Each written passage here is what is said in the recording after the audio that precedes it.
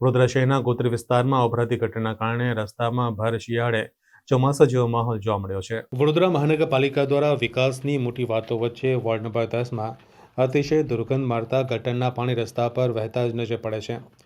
ગોત્રી રોડના ગાયત્રીપુરામાં ઉભરાતી ગટરથી રહીશોને પરેશાન થવાનો વારો આવ્યો છે। આશરે 8 મહિનાથી અહીં નરકાગાર જેવી સ્થિતિમાં જીવતા રહીશોને સમસ્યાનું નિરાકરણ મળતું નથી। વારંવાર ઉભરાતી ગટરના ગંદા પાણીથી લોકોમાં રોગચાળાની દહેશત વ્યાપી છે। અધિકારીઓને અનેકવાર રજૂઆત કરી હોવા છતાં સ્થિતિ ઠેરની ઠેર જોવા મળી રહી છે।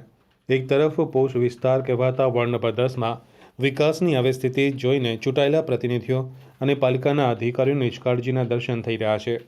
અહીં આગળ ભાઈ આ ગટરની જ પ્રોબ્લેમ છે। આ પાણી જ બધું ગટરનું નીકળે છે। મોટી લેન બી નહીં નાખતા કે કશું જ નહીં, ને ગાડી વાળાને મોકલે છે, ખાલી લાકડી મારીને જતા રહે છે કે પાણી નીકળી જશે, પણ એનો કઈ નિકાલો લાવતા જ નહીં।